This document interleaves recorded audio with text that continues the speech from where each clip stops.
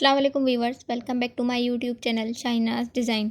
तो वीवर्स, आज मैं आपके लिए लेकर आई हूँ पाकिस्तान की बहुत खूबसूरत और मशहूर अदाकारा किरण हक का ब्राइडल फ़ोटोशूट, जिसमें वो बहुत ही खूबसूरत और एलिगेंट लग रही हैं और उनका ब्राइडल ड्रेस और उसके कलर कॉम्बिनेशन भी बहुत खूबसूरत लग रहे हैं। तो वीवर्स, मैंने पहले भी किरण हक का एक फ़ोटोशूट आप लोगों के साथ शेयर किया था। अगर आपने मेरी वो वीडियो नहीं देखी तो मैंने उसका लिंक डिस्क्रिप्शन में दे दिया है। लिंक पर क्लिक करके आप मेरी वो वीडियो वॉच कर सकते हैं। तो व्यूअर्स, मेरी इस वीडियो को स्किप किए बगैर एंड तक देखिए और इसे लाइक करें, शेयर करें और सब्सक्राइब करें शाइनाज डिज़ाइन को, और कमेंट करें और बेल आइकन को प्रेस करें ताकि मेरी हर नई आने वाली वीडियो का नोटिफिकेशन आपको मिल सके। तो व्यूअर्स, किरण हक ने पाकिस्तान के बहुत सारे ड्रामों में काम किया है।